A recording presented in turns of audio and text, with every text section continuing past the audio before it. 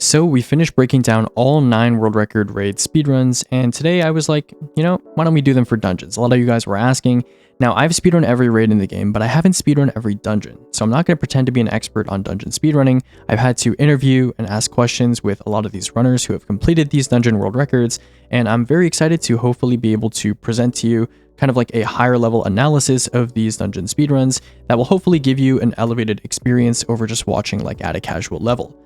So today we're going to be going ahead and starting with the Shattered Throne, which is by far the fastest dungeon in the game at a mere 2 minutes and 39 seconds. Now, if you remember, Garden, the shortest raid in the game right now, is at a 6:58. So this is at a whole nother level of optimization. Now, just so you know, dungeons, they tend to be a little bit more optimized than raid speedruns because less people to take care of, shorter kind of activity length, and usually the mechanics are a lot simpler as well, so people have a lot more time to optimize their routes, their movement, their damage, everything. So with that out of the way, I'm going to go ahead and get started with the Shattered Throne, presented by our friends here, Crew, Gab, and Array. Now, an intro before we get started, I'm going to go ahead and open Array's POV right over here, and you'll notice that right off the get-go, right, they are not starting at the beginning of the dungeon. If you've done Shattered Throne before, there's like this big door that opens in this like murky, misty hallway, and then you make your way basically to where they are right now.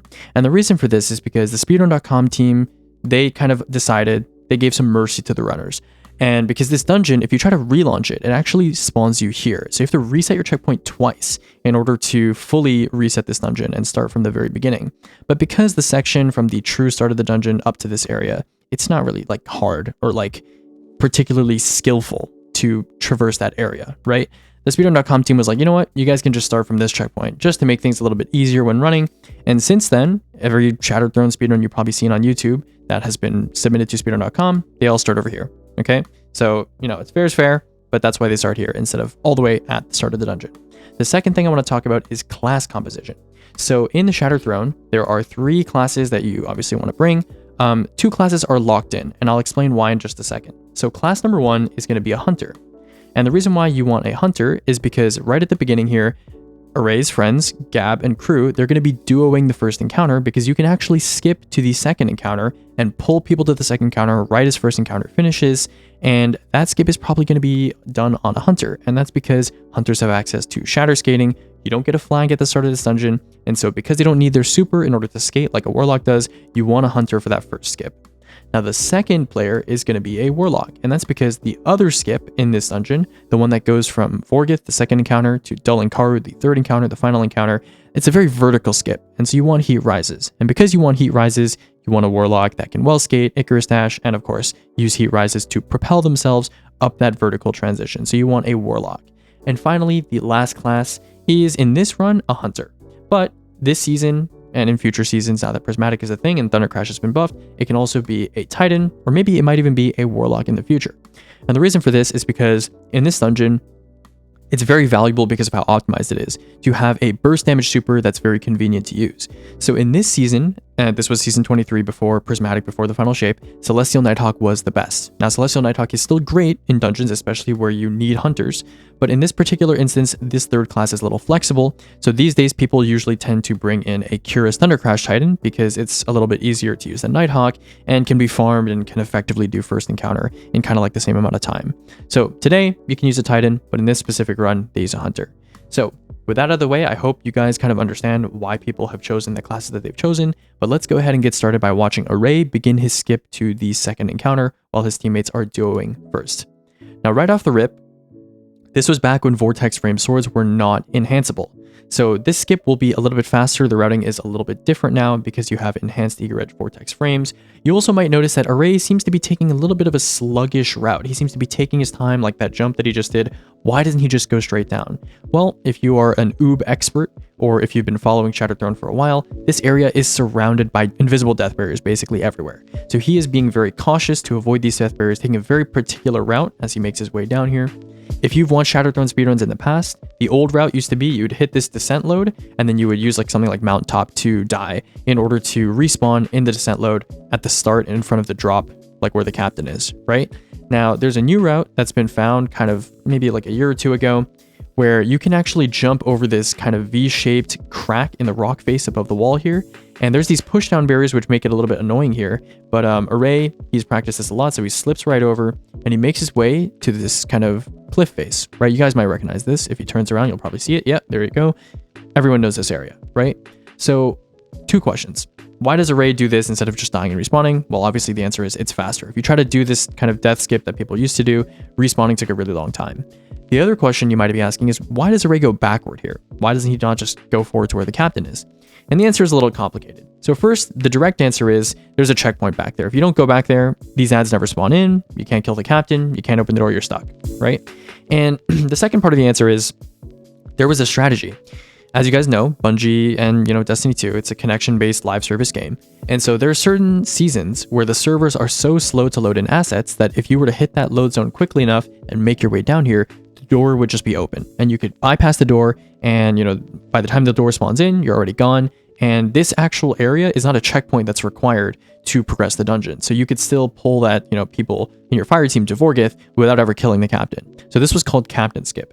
But because the speedrun.com team mods are trying to keep things even between seasons so that people can actually run this dungeon without having to use like a VPN or something, which is currently now being taken action against by Bungie, we just made it so that you're not allowed to do this skip because it's not, demonstrably consistent across all people's connections, right? Some people with really poor connections can do this like every season, but because like the average person's connection, you can't make it through the door if the servers are good that season, we just made it so you have to kill the captain. Okay, so with that out of the way, obviously he kills the captain here. Now, there's some important stuff in this dungeon, right? Unlike most dungeons, there are mods from the Dreaming City that apply to this dungeon, specifically Transcendent Blessings and Riven's Curse.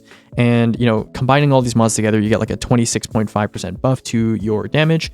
And it's very important for certain things. For example, like this captain right over here that he kills, right over here, right? He's gonna Horseman, Shuriken, Whisper of Impetus, and Horseman again. Stuff like that, these damage checks in this dungeon are like considerably easier if you use these mods.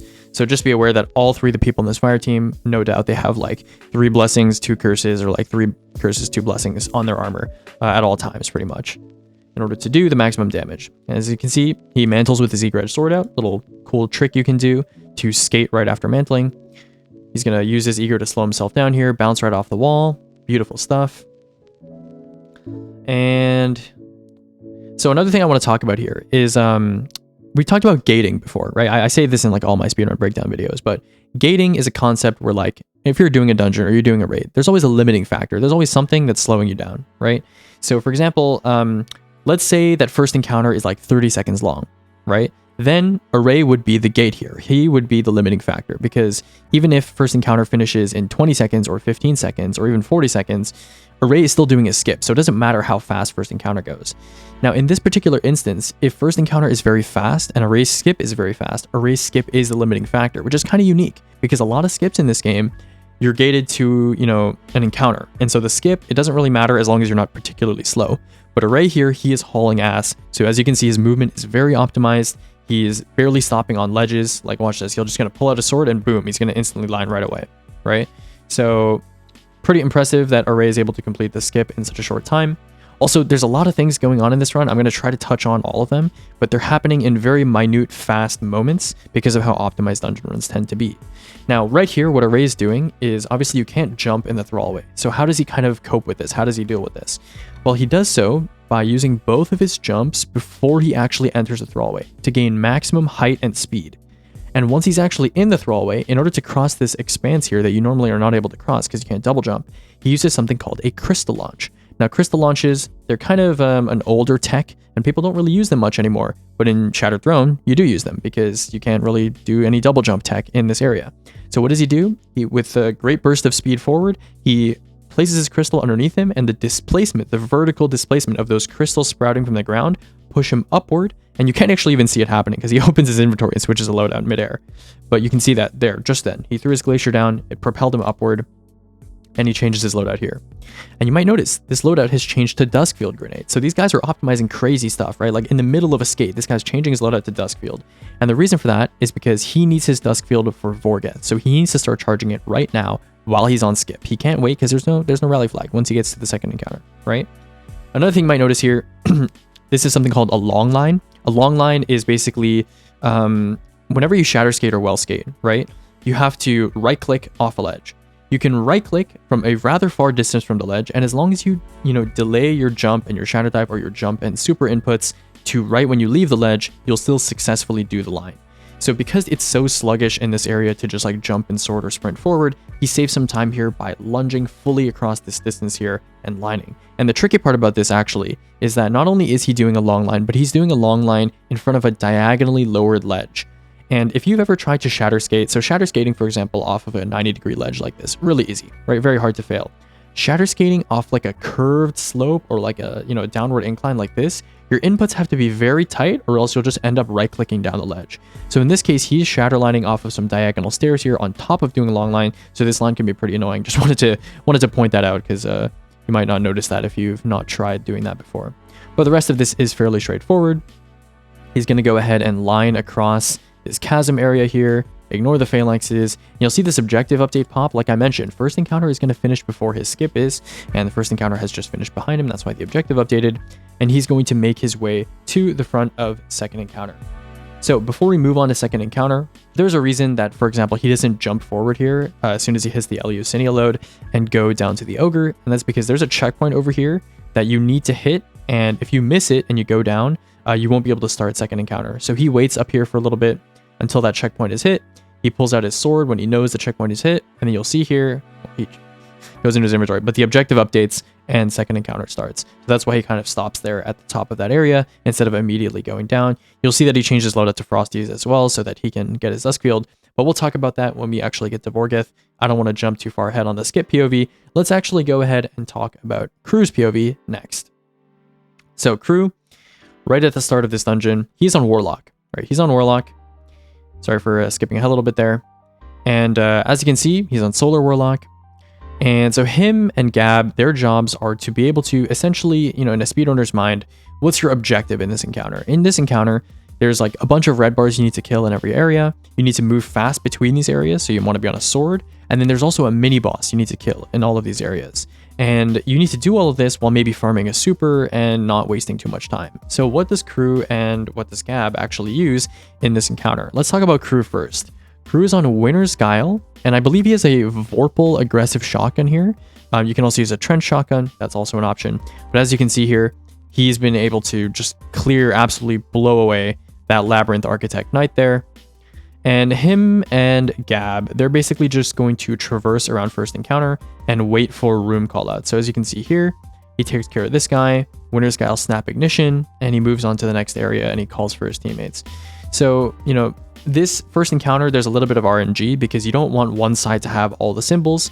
You want, them to kind of alternate back and forth, or if you do have one side that has a back-to-back symbol, you want the rooms to be kind of next to each other. Otherwise, you have dead time essentially, where you're kind of just sitting there waiting for your partner to do like 3 of the symbols, and then you do 3 of them, and then it's kind of like, a slowed down encounter, on top of having to optimize the ad clear and such.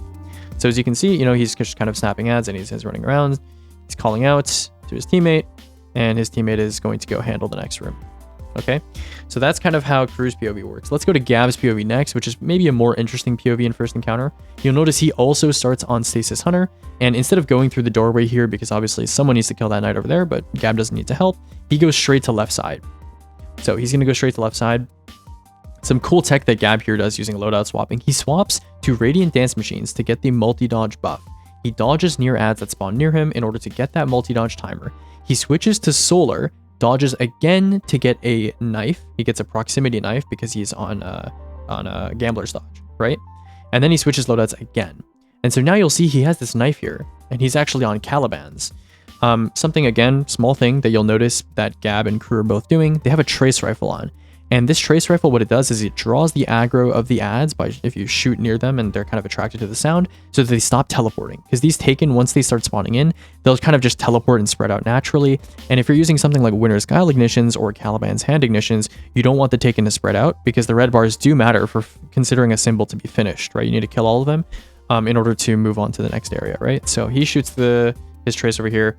Boom. He's got a trench barrel aggressive shotgun. Look at that chunking, right? That's funny. So yeah, you see it's U snake or W snake.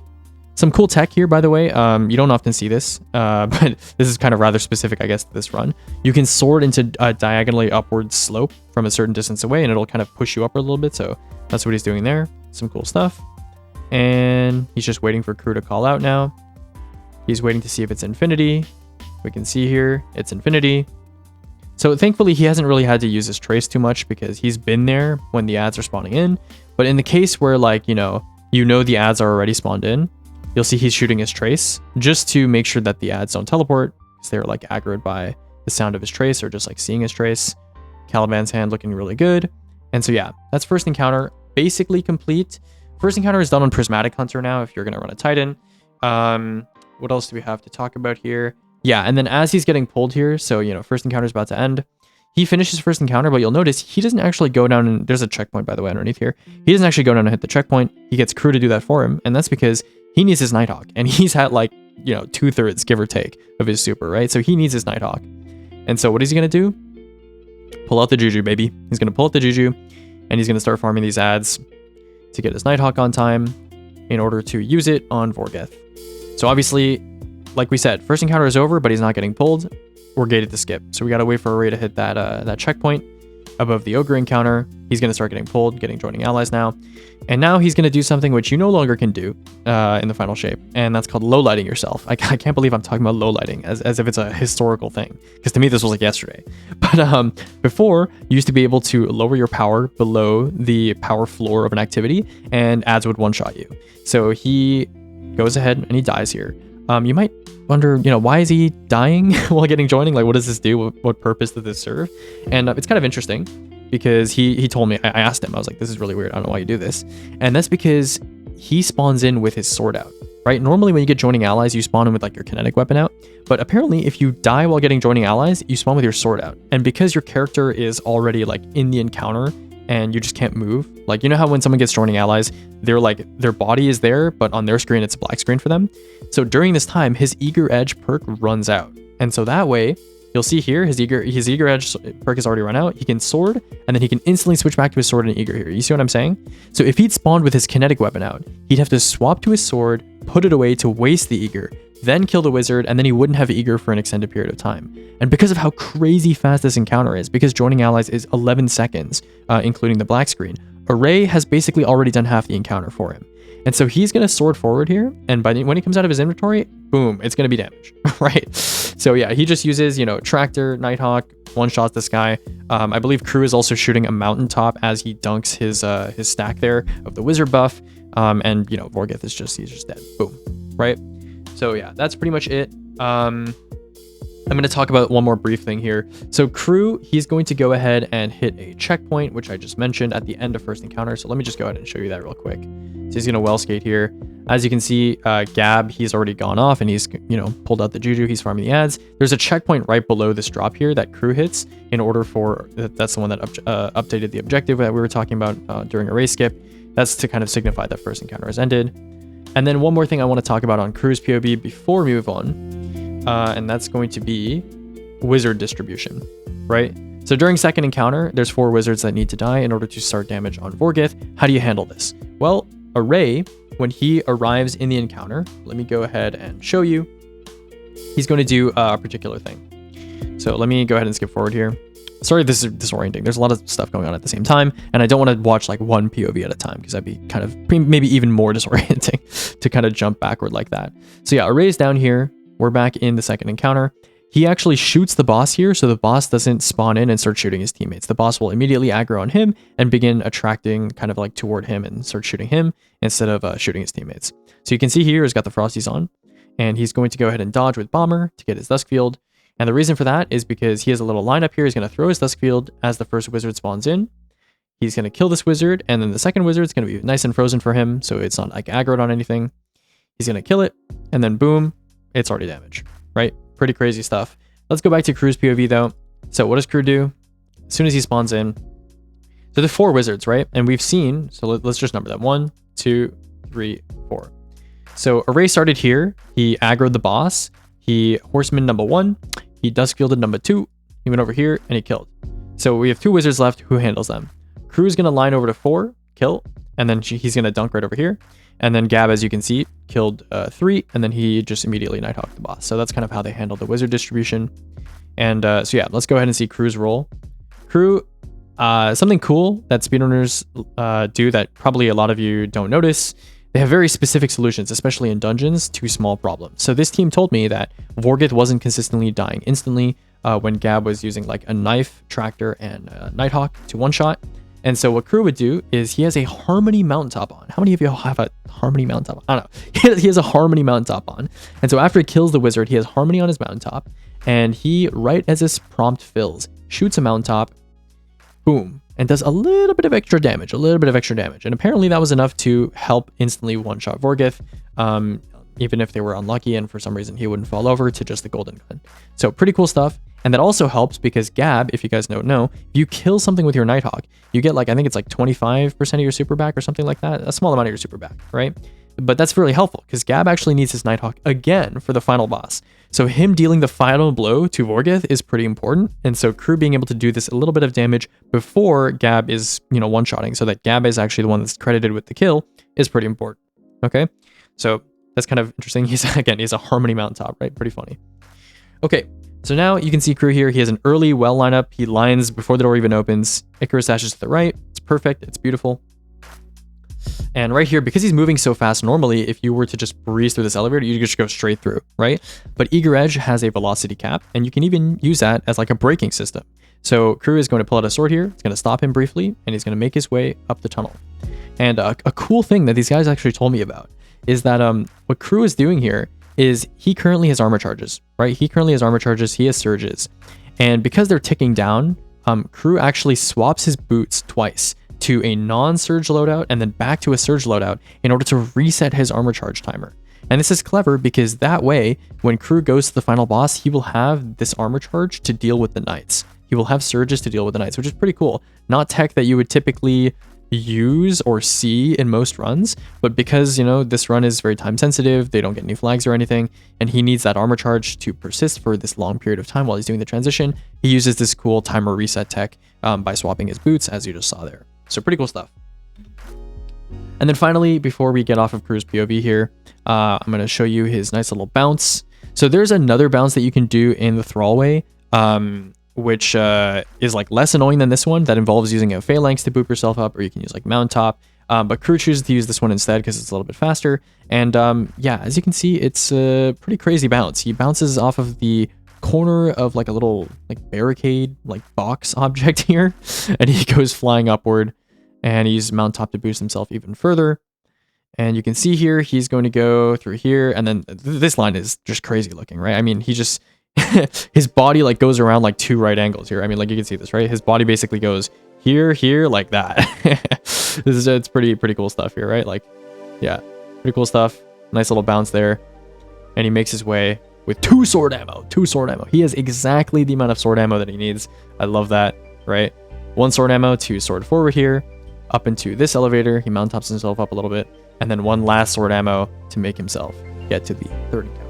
Okay, so that's it for Crew's POV for a little bit. Before we get to the final boss, I don't want to jump forward too much, right? We're going to go ahead and look at what his teammates are doing. So let's go ahead and look at Array, okay? We're going to go past second encounter here.